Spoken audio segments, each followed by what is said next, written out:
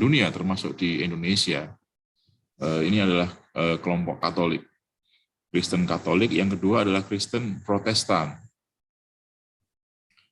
Berbeda dengan Katolik yang sangat strukturalis ya, di mana seorang penganut Katolik itu harus betul-betul mengikuti segala aturan yang ditetapkan oleh Paus di Roma gitu. Kalau Protestan itu sesuai dengan nama awalnya ya, ini kan protes gitu ya. Protes itu sebenarnya satu kritik yang dilakukan oleh sekelompok orang Kristen pada abad-abad lalu lah, kira-kira abad berapa ya Protestan itu lahir. Kira-kira mulai abad 17-an gitu. Itu mulai ada kritik terhadap struktur gereja yang sangat dominan gitu. Jadi bahkan untuk menafsirkan kitab suci saja, dalam hal ini Injil, itu tidak boleh dilakukan kecuali oleh paus dan struktur di bawahnya. Nah, ada sekelompok orang yang merasa tidak puas dengan itu, lalu mereka menafsirkan sendiri Injil itu, kemudian mendirikan kelompok sempalan pada awalnya kecil, yang dikenal dengan Protestan itu. Ini diinisiasi antara lain oleh seorang pendeta yang terkenal yaitu Martin Luther ya. Dia memberikan penafsiran independen terhadap Injil dan kemudian menjadi Protestan. Nah, ada perbedaan ya dalam menyebut pimpinan agama di kalangan Katolik dengan Protestan. Kalau di Katolik kita menyebutnya atau mereka menyebutnya dengan pastor, karena itu ada pastoral dan seterusnya. Jadi mulai strukturnya paus, kemudian kardinal, sampai kemudian ke pemimpin gereja di gereja masing-masing itu dikenal dengan pastor. Dan pemimpin agama Kristen Katolik yang disebut dengan pastor itu, mereka harus menjalani hidup dengan selibat atau tidak menikah, jadi tidak punya keluarga. Apakah itu yang laki-laki atau yang perempuan. Makanya dikenal dengan pastor. Nah, struktur yang sangat rumit dari pastoral ini menyebabkan juga seseorang yang ingin menjadi pastor itu harus melalui pendidikan yang juga rumit gitu.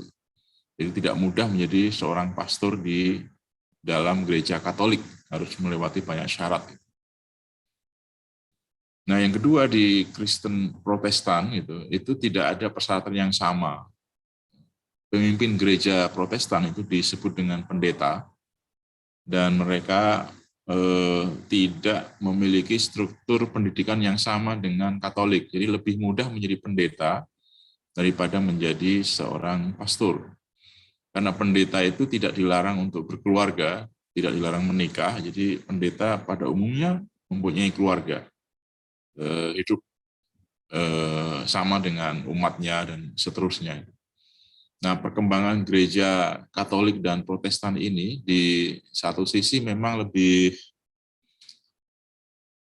cepat ya, lebih ekspansif Protestan dibanding Katolik, sehingga jumlah pemeluk Katolik di seluruh dunia itu mungkin jumlah pemeluk Protestan, maksud saya, di seluruh dunia itu lebih besar daripada Katolik. Dan Kristen itu kemudian menjadi agama yang terbesar pengikutnya di dunia. Kemudian yang berikutnya adalah Islam, tentu saja sebagai salah satu world religions yang besar. Itu ada Islam adalah agama terbesar kedua setelah Kristen di seluruh dunia, Kristen Katolik dan Protestan. Agama Islam adalah agama kita, jadi kita tahulah. Tapi jumlah pemeluk Islam di seluruh dunia itu ya di bawah Kristen lah, kira-kira berapa miliar ya, 1,7 atau kalau nggak salah itu data, bisa di Google dicari, tapi datanya kira-kira sebesar itu. Jadi kita ini sebenarnya adalah salah satu bagian dari umat yang cukup besar di seluruh dunia dengan tingkat jumlah yang pertambahan yang sangat cepat tidak hanya dari segi jumlahnya di wilayah tertentu, tetapi juga penyebarannya. Jadi umat Islam itu mengalami penyebaran yang cepat karena faktor-faktor yang sebenarnya tidak terduga. Maksudnya tak terduga ini begini. Perkembangan Islam di Eropa dan beberapa negara Amerika itu disupport oleh kondisi konflik yang berlangsung secara terus-menerus di wilayah Timur Tengah. Misalnya konflik di Syria itu sebenarnya juga mempercepat jumlah kaum muslim di Eropa karena sebagian dari muslim di Syria itu kemudian bermigrasi ke negara-negara Eropa atau Amerika karena alasan politik. Nah, salah satu negara yang banyak menerima orang Syria itu adalah Jerman misalnya. Sehingga jumlah penduduk muslim di Jerman itu bertambah, tidak karena kelahiran, tidak semata-mata karena konversi ya, perpindahan agama, orang-orang Jerman kulit putih ke Islam, tetapi lebih karena migrasi. Jadi perpindahan orang-orang Islam dari Timur Tengah ke Eropa. Itu menyebabkan persebaran jumlah penduduk Muslim itu mengalami perluasan ya, tidak hanya di wilayah-wilayah tradisionalnya seperti di Timur Tengah, di Afrika Barat. Afrika Barat tuh maksud saya dari mulai Mesir sampai ke Maroko, itu adalah Afrika Barat. Atau di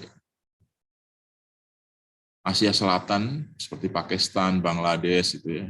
Asia Tenggara seperti Malaysia, Indonesia, Brunei, tidak hanya itu, tapi menyebar ke banyak negara karena imigrasi, karena migrasi orang-orang yang disebabkan oleh faktor-faktor yang tidak dikehendaki sebenarnya, yaitu konflik.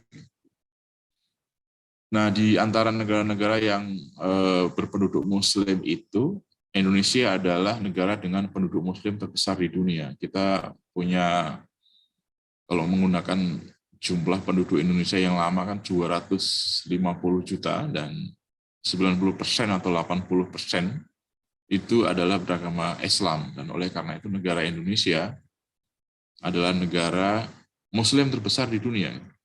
Jadi maksudnya terbesar di dunia itu begini, jumlah penduduk Muslim di satu negara ya.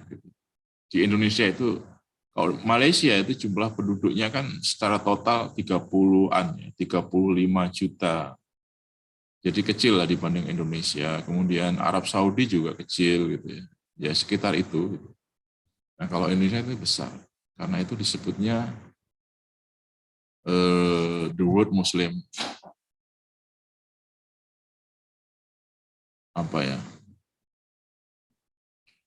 negara Muslim terbesar di dunia itu adalah Indonesia. Nah, agama besar dunia yang lain adalah Hindu.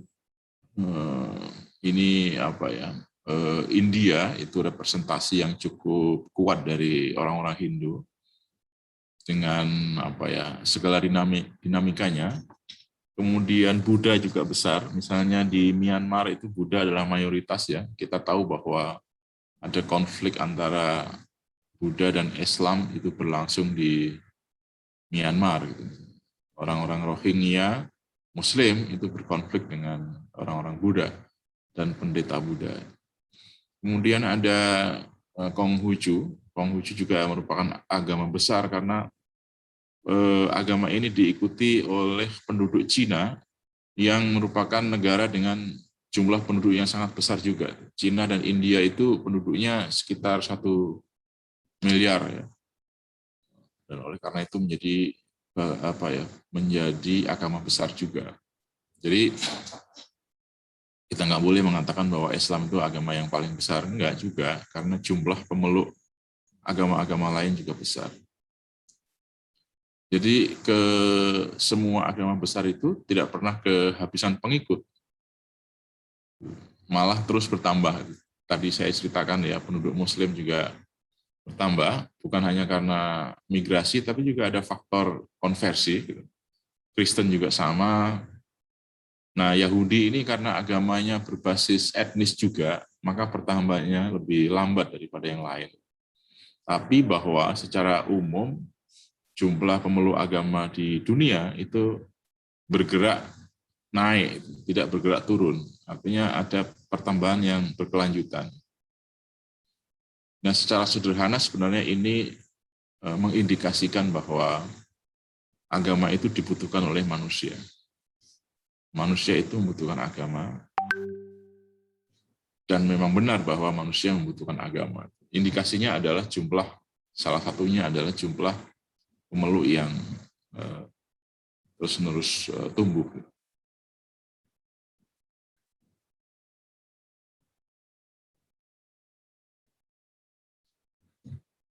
Nah, secara rasional, manusia itu adalah makhluk rasional ya, yang selalu membutuhkan penjelasan tentang dirinya dan tentang realitas di sekitarnya.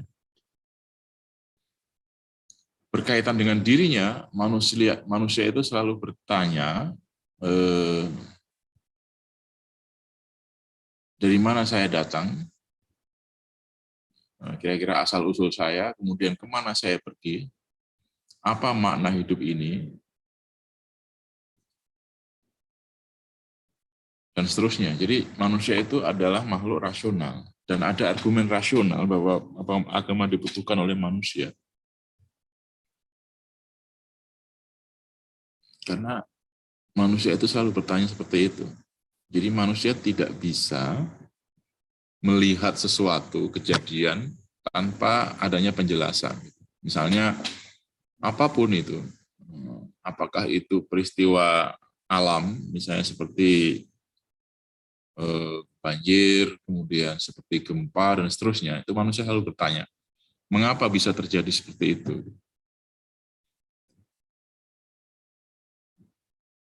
Silakan, ada yang mau tanya? Ada yang raise hand? Pak, izin bertanya, Pak. Ya, silakan. Kalau kita berbicara tentang agama kan kita nggak jauh dari Tuhan juga ya. Pertanyaan saya tuh kayak hakikat dari ada itu apa sih Pak sebenarnya? Kayak misalkan saya menyatakan bahwa meja itu ada, lalu ditanya, loh apa alasannya pernyataan bahwa meja itu ada? Lalu saya akan menjawab bahwa meja itu saya nyatakan ada karena saya dapat atau mampu melihat meja itu. Ya. Kemudian menurut saya meja itu masuk ke dalam ruang dan waktu. Nah, jika ada pernyataan bahwa, maksudnya kan ada pernyataan bahwa Tuhan itu ada. Nah, bagaimana saya menjawab pernyataan itu sedangkan saya aja tadi menjawab pernyataan ada itu menggunakan alasan yang tadi. Nah, saya sendiri punya jawabannya, tapi saya ragu. Jawaban dari saya tuh kayak ditanya balik, apakah saudara punya otak? Nah, kalau saudara punya otak, di mana? Mengapa saudara mengatakan otak itu ada? Nah, tapi yang saya ragukan adalah bahwa kita ini semua udah tahu bentuk otak dan bahkan kalau kita ke dokter ada yang namanya replika dari otak. Nah, menurut Bapak sendiri hakikat dari ada itu apa, Pak? Iya. Ya, apa ya? Itu tergantung bagaimana cara kita melihat ya, atau cara kita merumuskan gitu ya, berdasarkan apa. Jadi ada satu konsep yang disebut dengan persepsi positif ya, empiris. Nah, empiris itu gini, segala sesuatu itu dikatakan ada, itu apabila dapat dipersepsi, dapat dilihat dengan mata kepala. Gitu. Itu baru dikatakan ada, ya kan?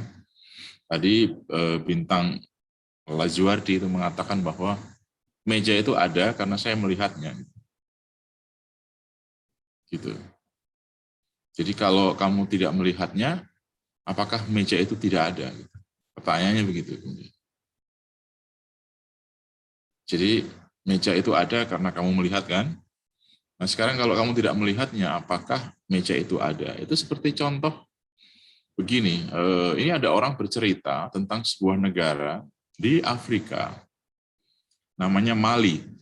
Ini negara kecil di Afrika Barat sana, kecil sekali, kemudian tapi dia ada di peta gitu ya, ada di apa keanggotaan Perserikatan Bangsa-Bangsa, ada beritanya tentang Mali meskipun tidak banyak di CNN atau misalnya ya, atau di BBC gitu ya, ada gitu. Tapi kamu tidak pernah melihatnya. Gitu. Nah, masalahnya adalah apakah kamu percaya bahwa Mali itu ada karena kamu tidak melihatnya? Atau kamu tidak percaya bahwa Mali itu ada karena kamu tidak pernah melihatnya?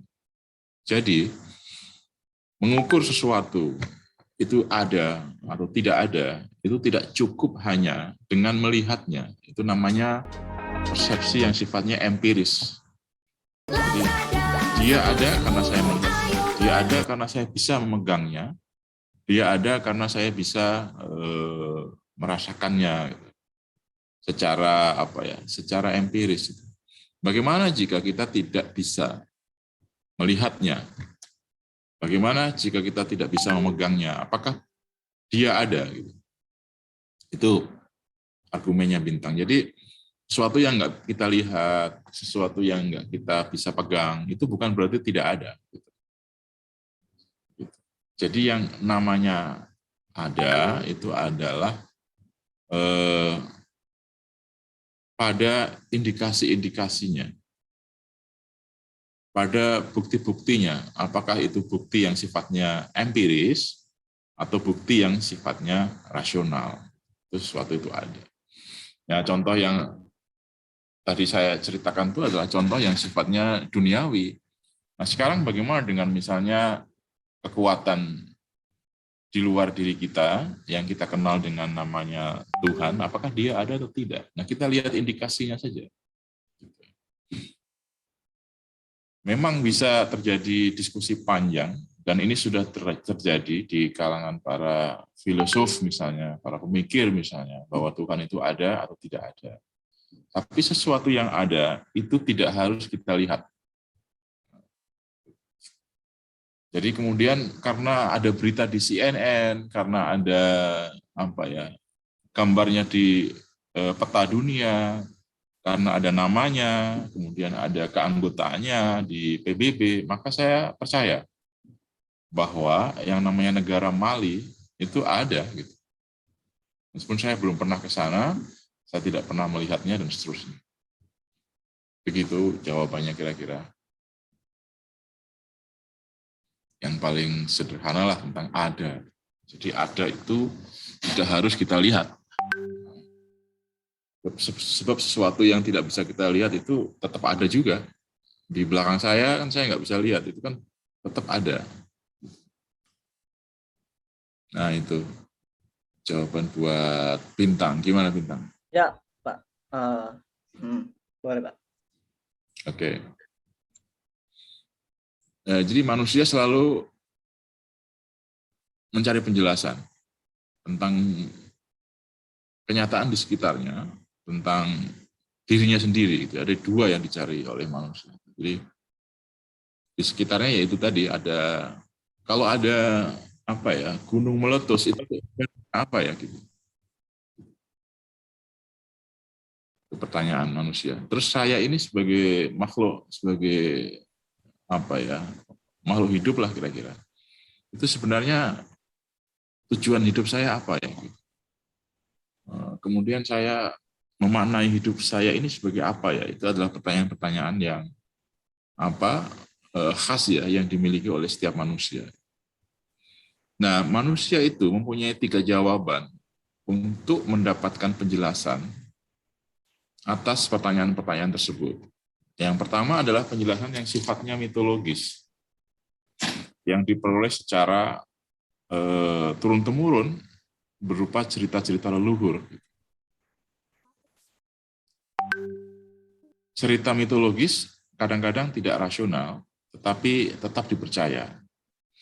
Maksud saya mitos itu adalah kepercayaan. Misalnya begini, tadi saya menyebut tentang gunung meletus ya. Nah, kalau di dalam cerita-cerita leluhur, cerita dongeng, itu kan dikatakan bahwa ada makhluk yang besar gitu, yang tinggal di dalam gunung yang sedang marah, atau ada apa kekuatan apa gitu yang sedang marah sehingga gunung itu bisa meletus. Nah, pada masyarakat yang masih masih secara kultural gitu ya, terbelakang, secara ilmu pengetahuan belum maju gitu ya. Cerita-cerita mitologis seperti itu adalah sebuah penjelasan yang membuat manusia tidak bertanya lagi. Memang tidak masuk akal penjelasannya, tapi kita tidak akan bertanya lagi karena sudah dijelaskan. Bahwa gunung meletus karena ini, banjir itu karena ini. Jadi kalau ada ombak besar karena ini. Sifatnya mitos ya. Mitos itu adalah kepercayaan yang tidak bisa dibuktikan kebenarannya, tapi manusia percaya aja. Itu namanya mitos.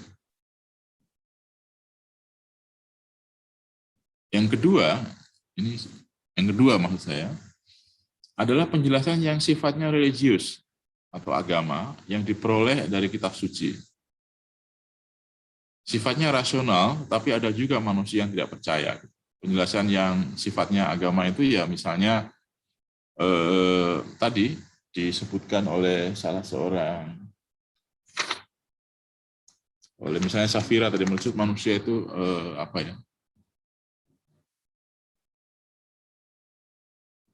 diciptakan untuk beribadah itu.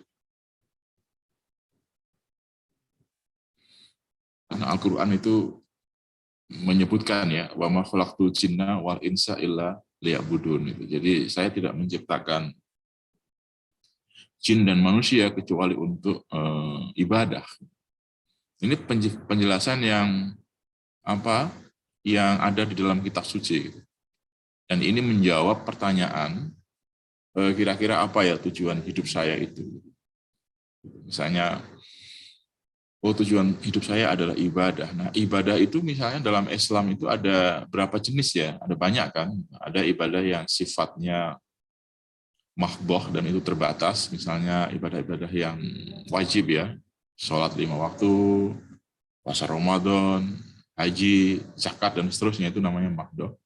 Dan ada ibadah-ibadah ghairu mahdoh, ibadah-ibadah yang sifatnya itu bebas banyak ya, misalnya bersedekah, kemudian berbuat baik sama orang lain, kemudian tolong-menolong, itu adalah ibadah-ibadah ghairu mahdoh yang kemudian menjadi makna dari hidup manusia. Jadi agama juga memberikan jawaban terhadap pertanyaan manusia. Tapi ada yang ketiga juga, penjelasan modern di terutama di era modern ya, yang sifatnya ilmiah atau saintis. Berdasarkan penelitian, berdasarkan eksperimen, seterusnya. Gitu. Jadi ilmiah, misalnya gunung meletus itu karena terjadinya adanya lava dan seterusnya, pokoknya ada memang unsur-unsur dalam gunung itu yang memungkinkan dia untuk mengeluarkan api dan meletus. Itu ada risetnya kan. Ini namanya penjelasan ilmiah. Ini adalah penjelasan modern.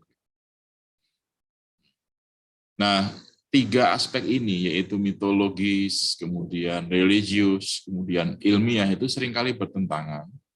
Tetapi pada prinsipnya, ketiganya memberikan penjelasan kepada manusia tentang realitas di sekitarnya, tentang realitas dirinya.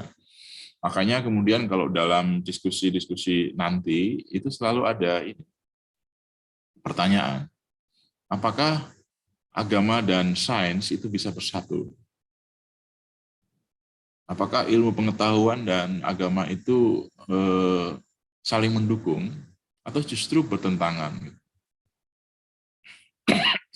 Nah, orang-orang yang mempertentangkan antara agama dan ilmu pengetahuan dan kemudian dia berpihak sepenuhnya pada ilmu pengetahuan, itu kemudian menjadi orang-orang yang eh, apa ya, yang kemungkinan menjadi tidak percaya kepada agama. Oleh karena itu dalam konteks kampus kita ya, kampus kita ini kan punya semangat integrasi keilmuan, itu bagian dari upaya untuk menyatukan ya antara Islam dan ilmu pengetahuan. Kita percaya bahwa Islam adalah agama rasional dan ilmu pengetahuan adalah berdasarkan rasio, maka antara Islam dan ilmu pengetahuan itu tidak akan mungkin bertentangan, tetapi justru saling mendukung, saling memperkuat ya dalam satu konsep yang dikenal dengan atau kita kenal dengan integrasi keilmuan. Nah, pada yang pertama ini yaitu aspek rasional, itu pada prinsipnya adalah agama memberikan penjelasan gitu ya atas pertanyaan-pertanyaan dasar manusia. Jadi pertanyaan kemana saya pergi, kemudian apa tujuan hidup saya, itu diberikan dengan sangat baik oleh agama, tertulis dalam kitab suci Al-Quran, dan dengan demikian manusia merasa mendapatkan penjelasan.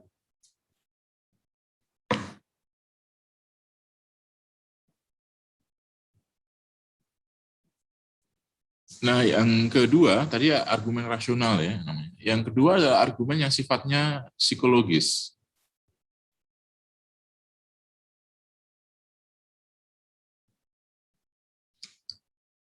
Jadi yang pertama adalah hidup manusia itu dipenuhi oleh ketidakpastian tentang masa depan.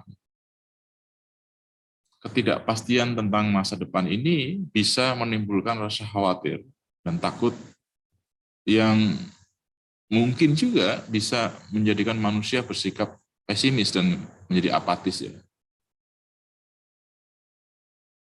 Jadi masa depan itu kan tidak bisa diprediksi ya. Masa depan dalam pengertian masa depan kita sebagai manusia ya, atau masa depan setiap orang ya. Itu kan berpikir tentang masa depannya dan ingin masa depannya itu lebih baik. Salah satu jalan yang ditempuh untuk apa ya, membuat masa depan lebih baik itu adalah dengan kuliah ini, dengan belajar gitu. Belajar itu tujuannya adalah untuk mendapatkan masa depan yang lebih baik. Meskipun demikian, tetap ada aspek ketidakpastian. Tapi aspek ketidakpastian ini itu semakin lama itu bisa semakin kecil, terutama bagi mereka yang menempuh pendidikan. Dengan menempuh pendidikan kan kita lebih memiliki kemungkinan lebih luas dibandingkan yang tidak memiliki pendidikan untuk membangun masa depan yang lebih baik. Tapi tetap ada ketidakpastian itu ada. Nah, ketidakpastian yang dihadapi manusia itu tidak hanya di dunia ini. Ketidakpastian juga menyangkut aspek di luar dunia ini dalam pengertian apakah ya ada kehidupan setelah kematian. Itu menjadi pertanyaan ilmiah juga sebenarnya. Atau kalau memang benar nggak ya setelah mati itu kita hidup lagi. Itu ajaran eskatologis ya, ajaran akhirat. Nah, agama itu kemudian memberikan pandangan tentang ini, bahwa ada yang disebut dengan kehidupan setelah kematian itu. Dan disitulah disebut juga dengan hari pengadilan. Jadi apa yang kita lakukan di dunia ini kemudian nanti akan diadili gitu di akhirat nanti. Ini kan sebenarnya penjelasan oleh agama kan, bukan penjelasan oleh ilmu pengetahuan. Karena ilmu pengetahuan tidak tahu, tidak akan sampai ke situ. Gitu.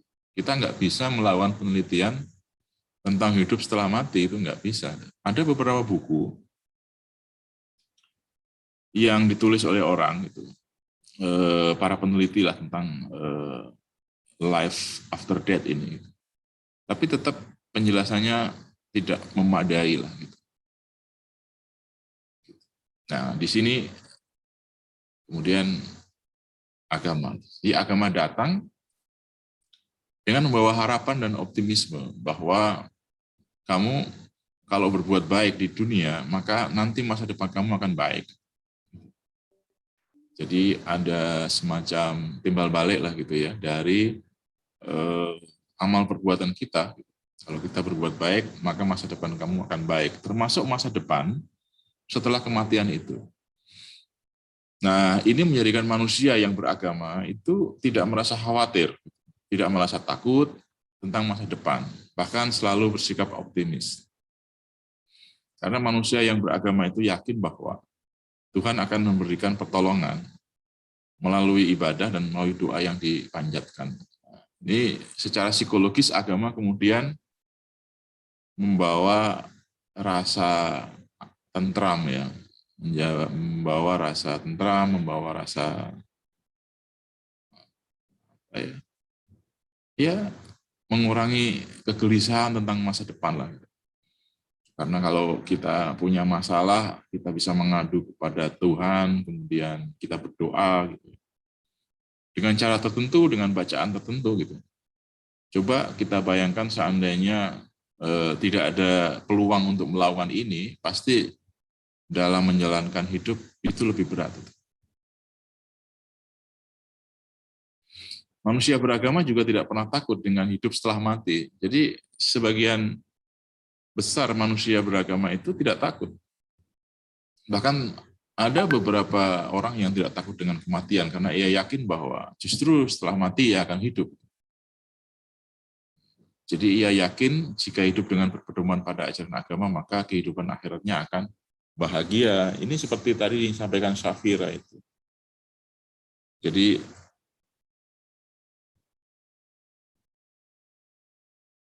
agama memberikan pedoman, memberikan hukum, dan kalau kita ikuti secara sosial itu akan membuat kita bersikap sesuai dengan hukum dan nanti akan bahagia lah kira-kira surga-surga tadi yang disebut. Ini yang kedua, ini namanya argumen psikologis.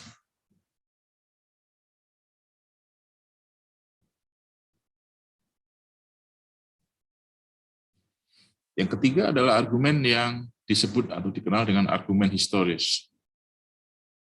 Nah, argumen historis itu begini, mengapa manusia butuh agama? Oh, karena agama memang selalu ada dalam sejarah umat manusia. Jadi tidak ditemukan kelompok manusia atau komunitas yang mutlak tidak beragama, itu enggak ada. Ada memang beberapa orang saja itu ya di Eropa gitu ya atau di Amerika yang menyatakan diri ateis, menyatakan diri tidak beragama, tapi tidak semuanya. Jadi setiap generasi sejarah manusia itu memiliki agama. Apapun jenis dan bentuk agamanya. Saya tidak ingin hanya menyebut agama Islam saja, karena banyak sekali sebenarnya agama itu. Tapi intinya kan ini kita lagi menjawab pertanyaan mengapa manusia butuh agama. Bukan mengapa manusia butuh agama Islam. Dalam sejarah agama-agama disebutkan sekian banyak agama. Bahkan ada sarjana-sarjana Muslim biasanya yang membuat kategori agama itu menjadi dua. Yang pertama adalah kategori agama Samawi. Ini Samawi itu artinya langit. Yang kedua adalah agama Ardi. Agama Ardi itu agama bumi. Nah, disebut agama Samawi karena bersumber dari wahyu. Itu biasanya tiga besar yang disebutkan itu, yaitu Yahudi, Kristen, Islam. Ini dibawa oleh para nabi kan. Yahudi itu Nabi Musa, Kristen itu Nabi Isa, dan Islam itu Nabi Muhammad. Sedangkan agama bumi adalah agama yang merupakan jawaban atas kebutuhan manusia. Itu seperti Konghucu, Buddha, atau agama-agama animistik lainnya. Agama animistik itu agama yang percaya bahwa benda-benda itu mempunyai kekuatan gaib yang menentukan nasib manusia, itu namanya animisme. Tapi setiap generasi punya agama. Dan ini menunjukkan bahwa sepanjang sejarah sebenarnya manusia tidak pernah meninggalkan agama. Mereka punya agama. Gitu.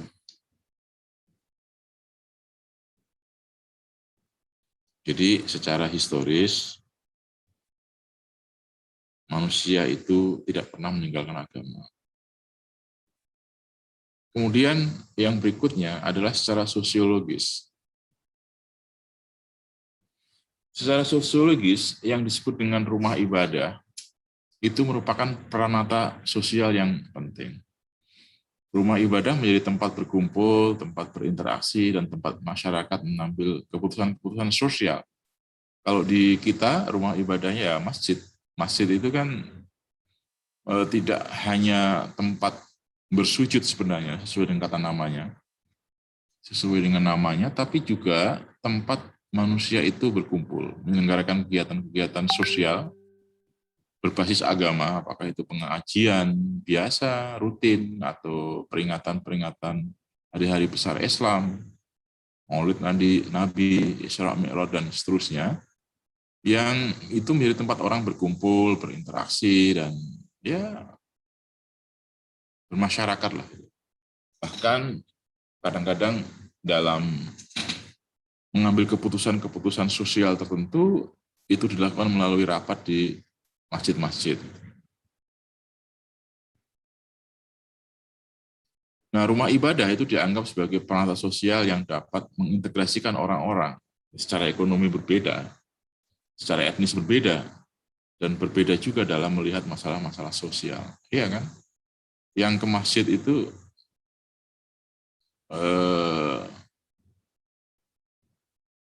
umum sebenarnya, termasuk yang ke gereja itu adalah umum. Jadi tidak ada itu misalnya masjid untuk orang kaya, masjid untuk orang miskin, tidak ada. Masjid untuk orang Sunda, masjid untuk orang Jawa juga tidak ada. Juga tidak ada keharusan bagi jamaah masjid untuk misalnya setuju dengan setiap masalah.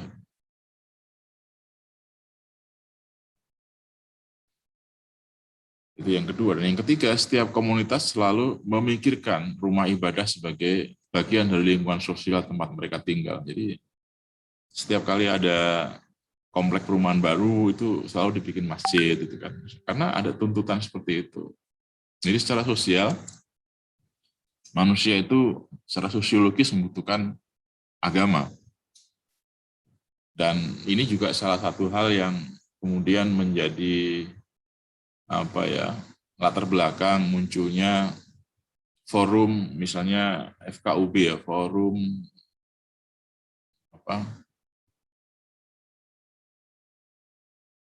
komunikasi antar umat beragama, FKUB.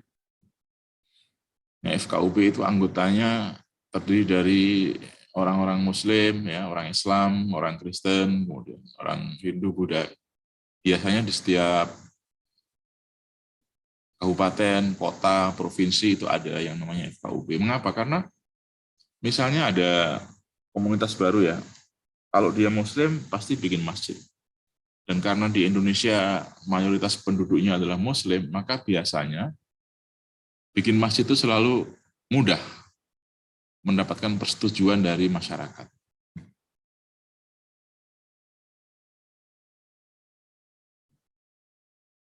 Berbeda dengan ini, berbeda dengan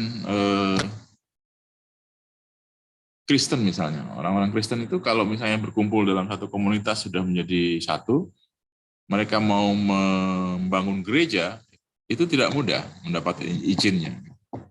Bahkan seringkali memicu munculnya konflik ya antar umat beragama karena biasanya orang Islam itu tidak setuju ada gereja di lingkungannya. Padahal secara sosiologis manusia itu membutuhkan rumah ibadah sebagai bagian dari ekspresi ya keagamaan dia gitu.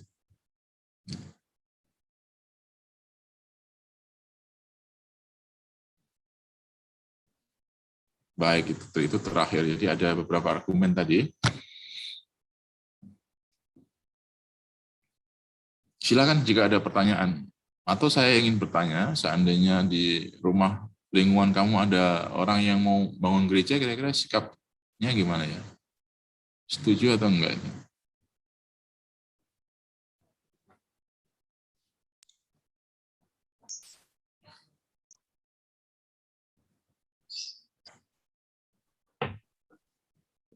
Silakan, ada yang bertanya?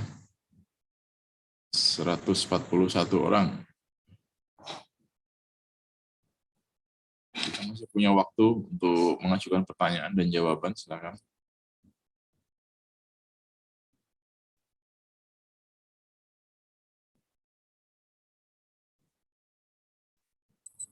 Pak, izin bertanya. Ya, silakan. Pak, apakah orang yang beragama itu lebih bermoral?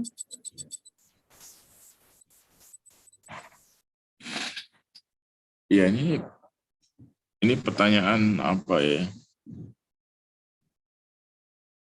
Tidak mudah dijawab sebenarnya, meskipun simpel ya. Apakah orang yang beragama itu lebih bermoral dibandingkan dengan orang yang tidak beragama? Tapi hampir semua orang kan beragama ya, hampir semua orang beragama. Jadi mayoritas orang itu beragama. Dan agama itu memberikan ajaran tentang moral, tentang baik dan buruk, itu namanya moral. Tapi ternyata tidak semua orang yang memeluk agama itu juga secara konsisten mengikuti ajaran moral dari agamanya. Jadi ada realitas di luar dirinya, realitas sosial, realitas ekonomi, realitas politik gitu, yang mungkin menyebabkan dia gitu, lepas dari pedoman agamanya. Oleh karena itulah hampir semua kasus kriminal di Indonesia, gitu, misalnya kalau kita lihat TV, gitu, itu selalu dilakukan oleh orang beragama. Kasus korupsi juga dilakukan oleh orang beragama. Dan seterusnya, kasus-kasus yang lain. Mengapa seperti itu? Karena konsistensi ya, agama sebagai ajaran moral dan perilaku manusia itu kadang-kadang tidak sejalan. Mengapa bisa terjadi seperti itu? Karena ada faktor-faktor eksternal di luar agama dan di luar diri manusia yang mendorong manusia untuk melakukannya. Ya itu tadi, faktor politik, faktor sosial, ekonomi, mungkin faktor budaya, dan seterusnya. Tapi dibandingkan orang tidak punya agama, pasti akan lebih baik punya agama. Karena dia punya pedoman. Jadi kalau di dalam pedoman itu ada 10 poin ya, kemudian kita bisa mengikuti 8 poin, itu kan baik. Dibandingkan dengan sama sekali nggak ada pedoman. Lagi silakan. Saya Pak izin bertanya. Yuk. Pak, gimana kan katanya umat Islam itu meyakini bahwasanya Islam itu adalah agama yang paling sempurna dan agama yang benar. Lalu bagaimana pendapat Bapak pribadi terkait tentang pendapat yang menyatakan bahwa apa saja agamanya atau tidak peduli agamanya apa, yang penting dia berbuat baik kepada sesama manusia. Apakah pendapat itu bisa dibenarkan, Pak?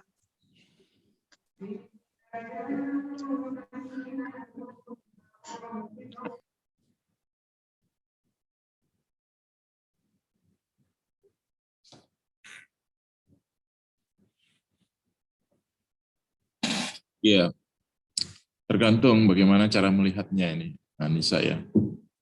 Pertama kalau dari segi sosial ya, dari segi sosial, misalnya sebagai pemimpin negara atau sebagai seorang pemimpin provinsi atau sebagai bupati ya, sebagai bupati, maka saya akan mendorong gitu warga negara saya untuk beragama, apapun agamanya. Dalam hal ini misalnya Indonesia. Indonesia itu kan negara dengan dasar Pancasila, dan sila pertama adalah ketuhanan yang Maha Esa. Oleh karena itu setiap warga negara itu wajib beragama, agama apapun. Nah, negara itu berasumsi bahwa setiap agama adalah baik. Gitu. Jadi di KTP gitu ya, itu harus ditulis apapun agamanya. Agama Islam, agama Kristen, atau agama yang lain. Jadi secara politik kenegaraan gitu ya, atau secara sosiologis gitu ya, itu bisa dibenarkan pendapat seperti itu. Nah, Itu yang pertama. Yang kedua, sekarang secara teologis. Secara teologis, secara keyakinan diri sendiri. Nah, secara keyakinan diri sendiri, saya meyakini bahwa Islam itu adalah agama yang benar. Gitu. Ada agama lain silahkan, tapi saya tidak mengakui itu bagian dari agama saya, dan agama saya lah yang benar menurut saya. Nah, itu namanya secara teologis. Tapi secara sosiologis lain lagi gitu. Maka pendapat itu harus dilihat dari perspektifnya, mau perspektif sosiologis atau mau perspektif teologis. Kalau teologis kan ketika saya mengatakan bahwa semua ajaran agama adalah benar, maka saya salah. Berarti saya bebas dong. Artinya saya tidak percaya agama manapun gitu. Jadi secara teologis saya harus mengatakan Islam itu benar. Yang lain secara teologis tidak benar. Tapi secara sosiologis agama itu memberikan pedoman kepada umat manusia, agama apapun, untuk berbuat baik. Karena tidak ada agama yang mendorong umatnya untuk berbuat jahat, itu enggak ada. Ya kan? Islam melarang mencuri, begitu juga dengan Kristen, begitu dengan Hindu, Buddha. Jadi tidak ada. Jadi secara sosiologis kemudian sama kan gitu. Tapi secara teologis beda. Nah, itu jawabannya. Kalau ada pendapat lain boleh silakan. Ya, terima kasih Pak.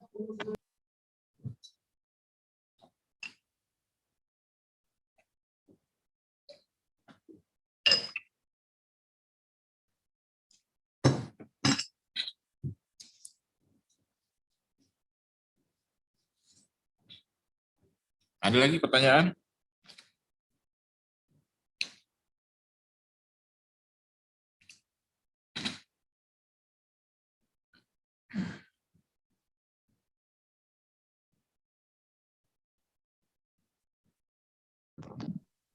Pak, izin bertanya Pak.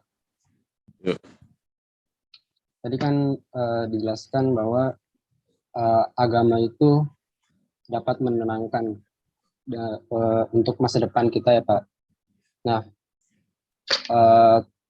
ada kasus orang yang tadinya beragama, kemudian dia menjadi ateis Pak, karena masalah yang dia hadapi itu terlalu berat. Dia udah berdoa kepada Tuhan, tapi masalahnya itu malah bertambah-tambah yang menyebabkan dia menjadi seorang yang ateis, Pak. Nah, pertanyaan saya, apa yang harus kita pahami sebagai seseorang yang beragama supaya tidak bersikap seperti itu, Pak? Itu Terima contoh. kasih, Pak. Sebutkan tuh ada orangnya siapa? Siapa ya, Pak? Ada nggak? Ada Pak, mungkin beberapa orang yang ateis gitu Pak, Nggak ada.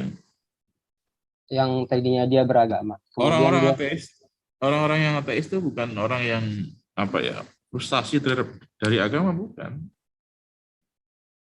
Tapi orang-orang ateis itu orang-orang yang memang dari sejak awal dia berpikir tentang ketuhanan dan kemudian nggak percaya.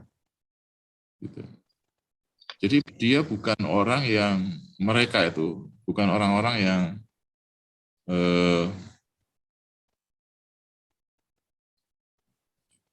merasa bahwa agama dikhianati oleh agama, kira-kira gitu. Bukan.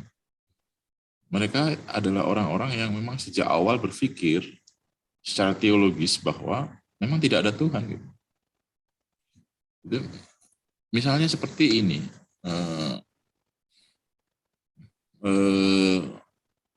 Ateisme yang paling awal itu kan dari seorang filsuf ya, yang paling kuat lah, kuat itu dari orang seperti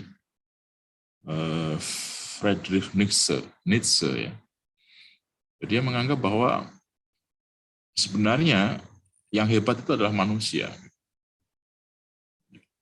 Yang hebat itu manusia. Kekuatan di luar diri manusia itu sebenarnya tidak ada. Yang ada adalah manusia. Nah, pendekatannya kan pendekatan persepsi tadi kan. Saya kembali ke tadi bahwa dia mengukur segala sesuatu itu ada atau tidak ada dari persepsi yang sifatnya empiris. Jadi yang namanya kekuatan di luar diri manusia itu nggak ada. Kekuatan ya kekuatan manusia. Kalau manusia itu mau, gitu, dia bisa hebat sekali. Dan secara faktual memang seluruh peradaban umat manusia ini kan keren ya. Keren, kemampuan manusia dengan ilmu dan teknologinya itu keren gitu. Dan itu menjadikan sebagian orang itu langsung menjadi tidak percaya bahwa ada kekuatan spiritual di luar diri manusia gitu. Jadi jarang ya orang beragama itu kemudian karena dikhianati oleh agamanya. Misalnya dia berdoa, kemudian dia tidak pernah merasa dipenuhi doanya, lalu dia menjadi tidak beragama, itu jarang. Jarang. Karena agama itu sebenarnya tidak hanya menjanjikan kebahagiaan yang bersifat material saja gitu. Jadi kalau kamu beragama, itu kamu menjadi kaya, kan tidak begitu kan? Kalau kamu tidak beragama, itu kamu menjadi miskin, kan bukan itu janji agama. Janji agama adalah kamu kalau beragama, kemudian mengikuti agama itu dengan baik, kamu akan menjadi orang baik. Dan kamu akan hidup dengan tentram gitu. Bukan kamu akan hidup dengan kaya. Makanya ada orang kaya sekali, bukan dari agama tertentu kan, misalnya kita merasa bahwa kita ini Muslim, orang kaya kok justru ya bukan Islam, bukan, karena agama tidak menjanjikan kekayaan material, agama menjanjikan kekayaan spiritual, menjanjikan ketentraman dan seterusnya. PowerPoint tadi sudah saya share ya di chat itu, bisa di download.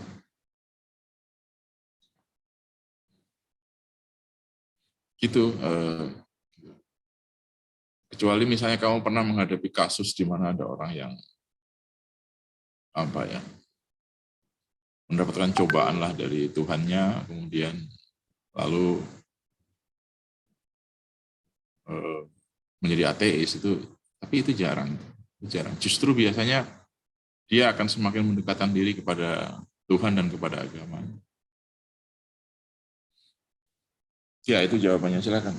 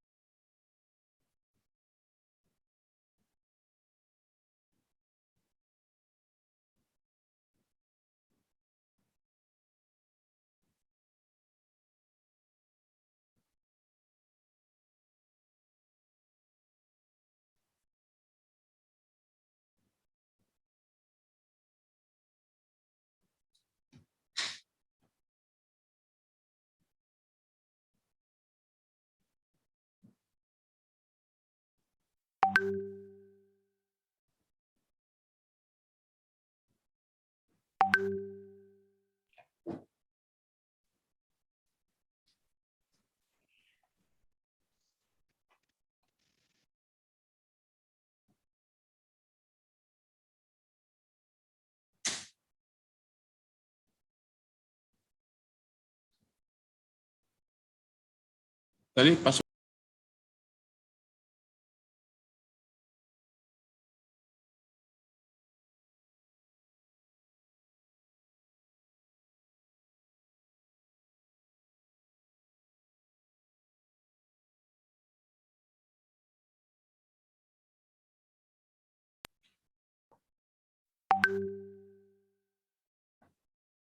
tidak ada lagi. Kalau tidak ada lagi, kita cukupkan sekarang kuliahnya nih. Kita mulai jam 10.30, harusnya 10.50 kan. Jam 12 kita sudah bisa, sebelum jam 12 kita bisa selesai. Pak, izin bertanya. Yuk. Kalau orang yang merasa dikhianatin sama agama, itu bisa disebut sebagai orang apa, Pak? Misalnya seperti apa nih? Seperti yang tadi ya? Ada nggak ya? Ya itu sebenarnya orang yang mengalami cobaan aja. Biasanya dia nggak berani dia keluar dari agama itu. Kehilangan orientasi aja lah itu. Jadi kalau misalnya kita ya sebagai Muslim berdoa terus tapi nggak merasa dikabulkan, nggak akan, kecil kemungkinannya kita akan keluar dari Islam dan pindah ke agama lain, kecil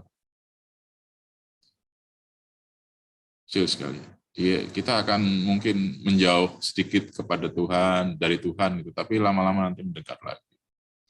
Biasanya seperti itu, karena kan bisa jadi ini ya, yanzid wa yanqus kan, bertambah dan berkurang, yang namanya ketakwaan itu. Gitu. Jadi yang diajarkan oleh agama, yang diminta dari kita adalah kita menjaga konsistensi dalam iman dan ibadah. Jadi tidak yanzid wa yanqus, kadang-kadang malas, kadang-kadang rajin. Itu tuntutan dari agama sebenarnya itu.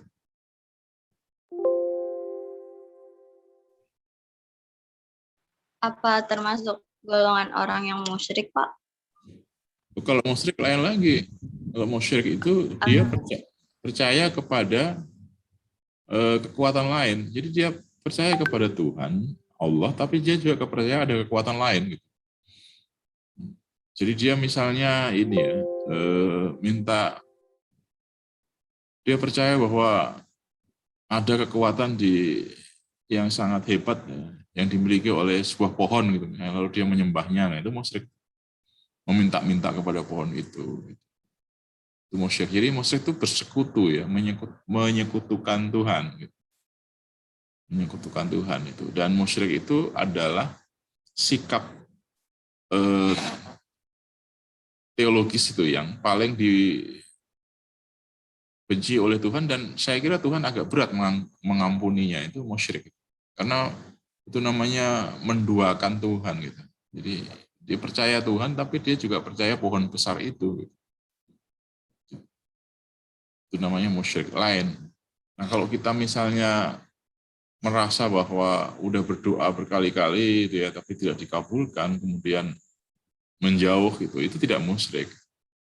Kecuali kemudian pindah ya. Saya nggak percaya lagi, saya percaya sama kekuatan yang lain aja deh gitu. Itu baru musyrik. Tapi itu jarang ya kasusnya. Itu sangat jarang. Biasanya hanya sekedar inilah, frustasi sedikit lalu dia akan kembali lagi.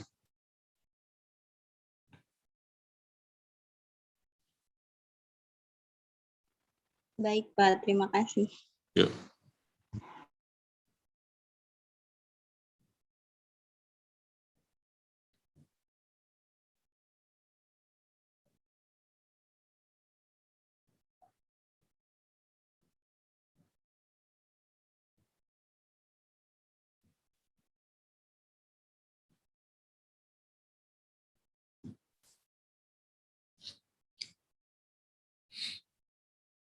Ada lagi?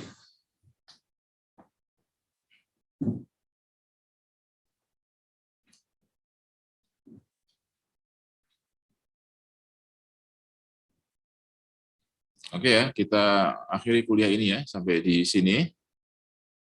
Sampai ketemu hari Senin depan ya. Tolong seperti biasa saya minta dikirim absensinya. Nanti akan saya print. Terima kasih atas perhatiannya. Saya sudah share itu bahannya tadi agar dibaca dan juga membaca buku-buku lain yang sudah saya sampaikan. Kita tutup kuliah ini dengan sama-sama membaca hamdalah. Alhamdulillahirobbilalamin. Terima kasih, Pak. Terima kasih, Pak. Terima kasih, Pak. Terima kasih, Pak. Terima kasih, Pak. Oke, saya akhiri ya Zoom-nya.